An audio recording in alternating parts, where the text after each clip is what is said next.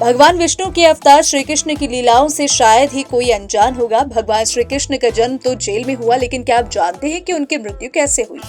दरअसल भगवान श्री कृष्ण को एक श्राप मिला था। भगवान श्री कृष्ण को इस श्राप दुर्योधन की मां गंधारी ने दिया था। गंधारी ने दुर्योधन की मौत पर विलाप करते हुए श्री कृष्ण से कहा था कि वो श्राप देती है कि 36 साल बाद उनकी मृत्यु हो जाएगी। श्राप के ठीक अनुसार भगवान श्री कृष्ण के पैर के तलवे में एक शिकारी ने बाण मार दिया, जिसके बाद भगवान श्री कृष्ण ने इसी को बहाना बनाकर संसार त्याग दिया। बात उस समय की है जब कुरुक्षेत्र का युद्ध शांत हो गया था। युद्ध के बाद श्री कृष्ण पांडवों के साथ गंधारी और धृतराष्ट्र के पास उनके बेटे दुर्योधन की मौत पर शोक जाहिर करने और दोनों से क्षमा मांगने पहुंचे थे।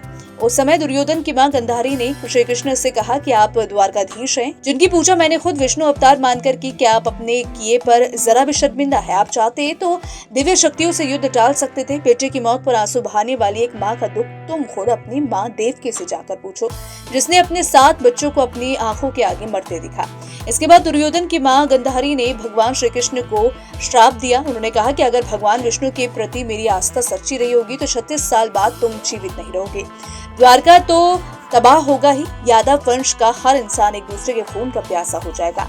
इतना कहकर गंधारी भगवान श्री कृष्ण के पैरों में गिरकर रोने लगी। श्री कृष्ण ने गंधारी को उठाते हुए कहा कि आपके श्राप का असर एक दिन जरूर होगा। भगवान श्री कृष्ण ने कहा कि ये सिर्फ मेरे प्रति सच्ची श्रद्धा की वजह से नहीं, बल्कि बदलते समय की वजह से भी होगा।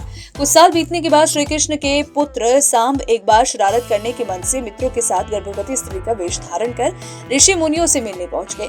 इससे ऋषि नाराज हो गए और स्त्री रूपी सांब को श्राप दिया कि तुम एक ऐसे लोहे के तीर को जन्म दोगे जो तुम्हारे कुल साम्राज्य का सर्वनाश करेगा। सांब ये सुनकर डर गए और जाकर उग्रसेन को पूरी घटना के बारे में बताया। उग्रसेन ने सांब को श्राप से बचाने के लिए कहा कि वो एक तीर का चूर्ण बनाकर प्रभास नदी में प्रभावित कर दें, इससे श्राप खत्म हो जाएगा। हालांकि जिस इलाके में इस चूर्ण को जमा किया गया वहां एक खास तरह की घास उग गई। दूसरी ओर उग्रसेन ने आदेश पारित कर दिया कि अभी भी यादव राज्य में किसी भी प्रकार के नशीले पदार्थों का उत्पादन और वितरण नहीं किया जाएगा। कुछ समय बाद द्वारका में सुदर्शन चक्र, श्री कृष्ण का शंख, उनका रथ और बलराम के हल का अदृश्य हो जाने जैसी शुभ घटनाएं हुई। द्वारका में अपराध और पाप बढ़ गया। नगर के लोग नशे में होकर एक दूसरे के खून के प्यासे होने लगे। नशे में चूर नगरवासी एक दूसरे से लड़ने लगे और गंधारी के श्राप के अनुसार ही यादव वंश के सभी लोग एक दूसरे के दुश्मन बन गए। इसी बीच एक दिन श्री कृष्ण पेड़ के नीचे योग समाधि ले रहे थे। इसी दौरान वहां जारा नाम का एक शिकारी पहुंचा। वो एक हिरण की तलाश कर रहा था। उसने कृष्ण के हिलते हुए पैरों को हिरण समझ लिया और तीर चला दिया। जैसे ही उसे इस बात का अंदाजा हुआ कि वो श्री कृष्ण के पास पहुंचकर क्षमा मांगने लगा, तब श्री कृष्ण ने उसे सांत्वना दी और बताया कि कैसे उनकी मृत्यु निश्चित थी। भगवान कृष्ण ने कहा, त्रेता युग में लोग मुझे राम के नाम से जानते थे। सुग्रीव के बड़े भाई बाली का राम ने छिपकर वध किया था।